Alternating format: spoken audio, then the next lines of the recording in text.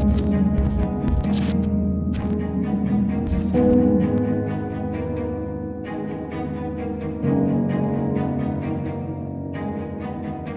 we're going to be discussing the social consequences of the Ebola outbreak in West Africa, how it has devastated the entire community. Both people are either infected or affected. What made Ebola so different from HIV and say malaria or Lassa fever or other kinds of viruses is that it broke down the whole contact system of families. Imagine being a mother having a baby with the Ebola virus and you can't even hug your child or hold your child. And I want to focus on 5 key areas which I believe are the heart of every community.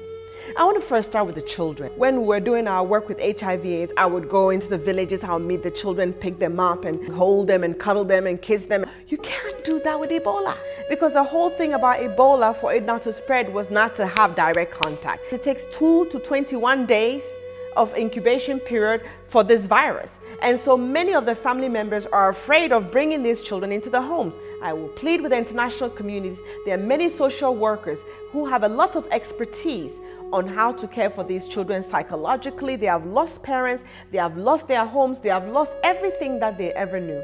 And on top of that, they are suffering from the stigma of the communities that they were from. Many of the schools were closed down because people could not go to school because of direct contact. In fact, in Liberia, schools were just reopened after 7 months of closure. Leading right into the second social consequence is families. Family is the basic unit that nations are made out of. And when the family is devastated, the nations are devastated. 'Cause everybody hurts.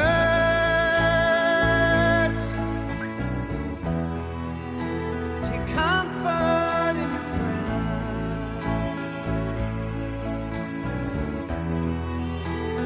Everybody hurts. It broke down the family structure, broke down some of our cultural practices. The breadwinners are being taken out of families. As the breadwinner goes, poverty is deepened.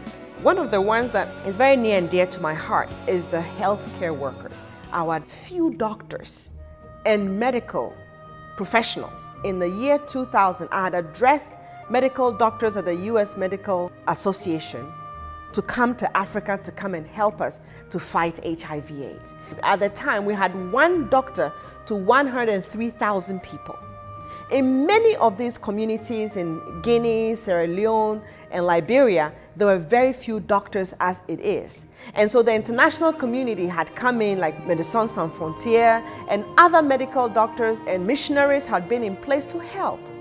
These good Samaritans of ours, as they came in direct contact with Ebola patients, have passed away.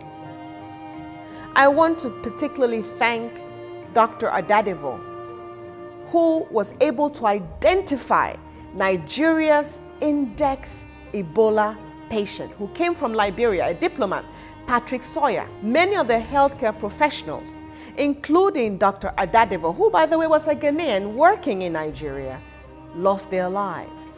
But can you imagine, Nigeria has over 170 million people in a densely populated nation. If that index patient had not been contained and we had had an outbreak in Nigeria, it would have been a different story altogether.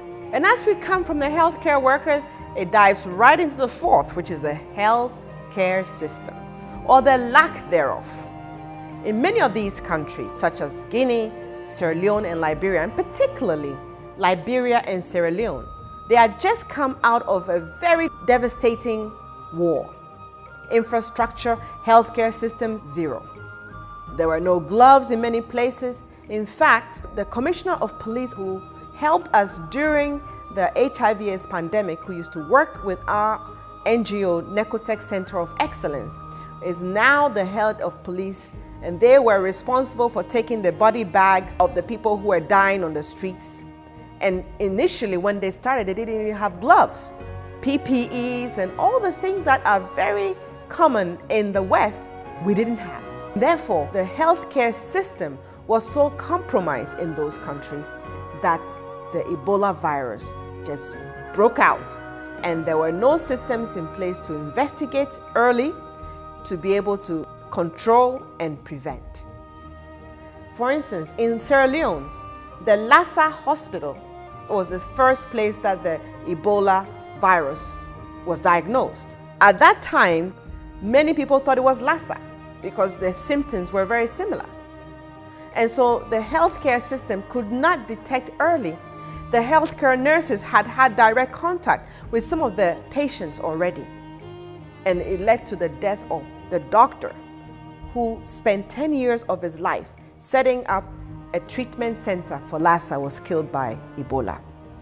The fifth social consequence, which is crucial, is food.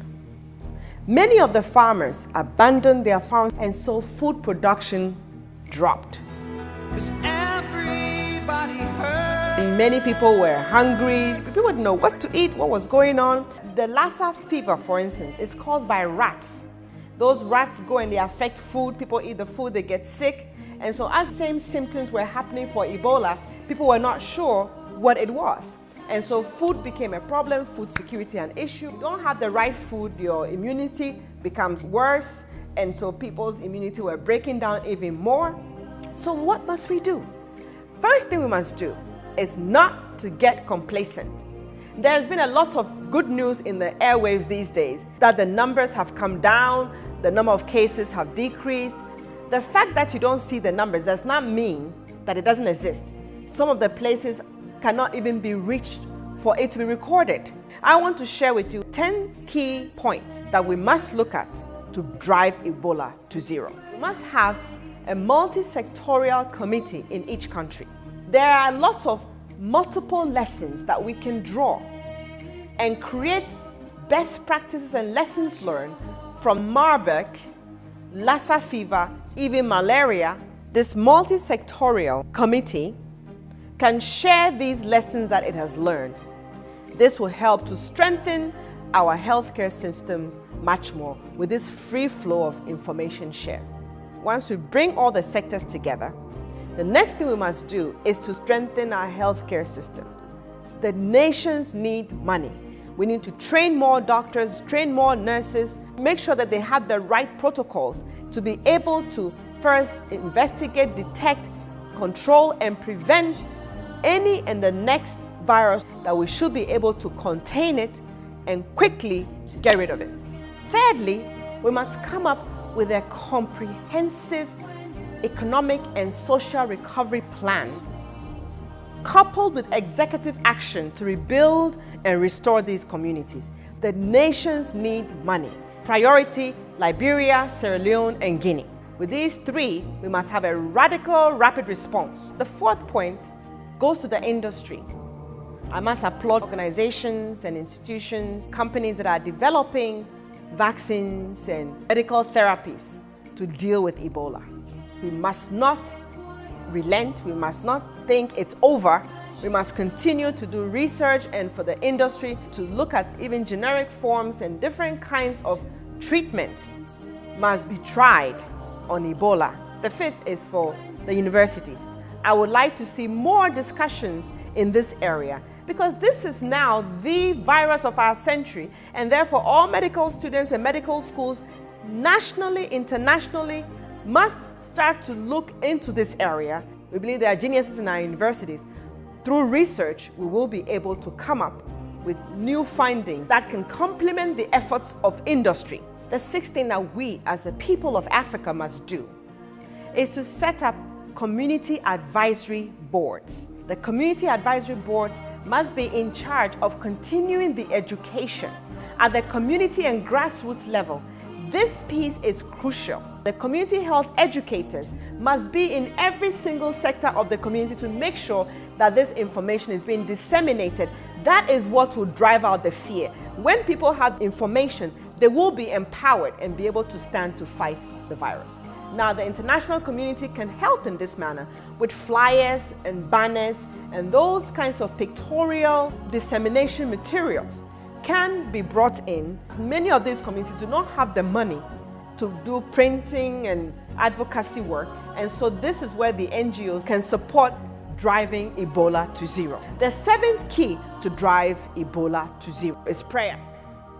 In our communities, the houses, the churches, all the religious homes must take a very active role in handling Ebola.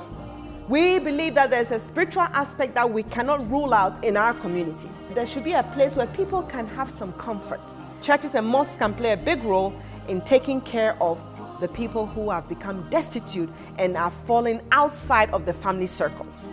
Number 8 is the crucial role of the international community in driving Ebola to zero. I want to thank the international community for what has been done so far, and we beg the international community to increase their financial support, their social support in terms of social workers being brought to the area, their expertise.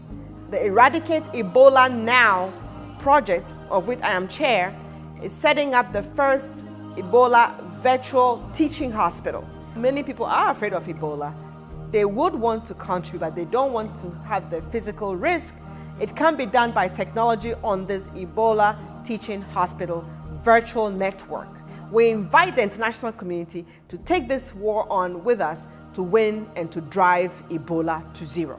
The 9th point is for us to pay a special attention to the children, specifically the orphans. For instance, when we had our HIV/AIDS program, we realized that in the rural communities, many families could not even take care of their own children.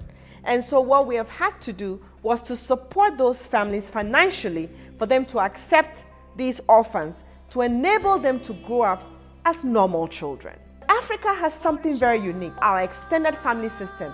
This is the time for us to empower the extended family to hold on to these children, to enable them to grow up as responsible citizens of our community.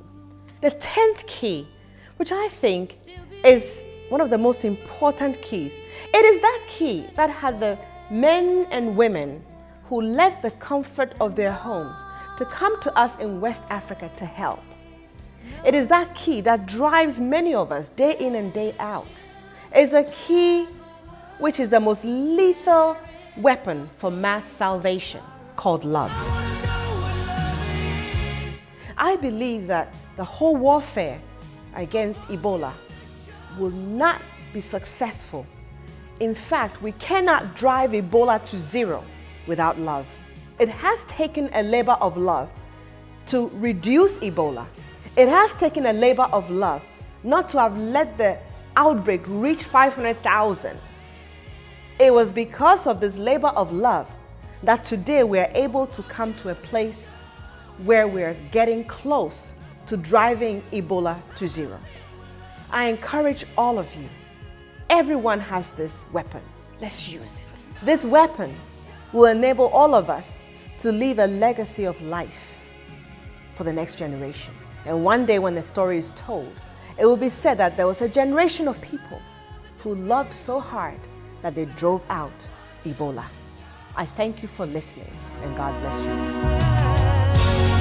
I wanna know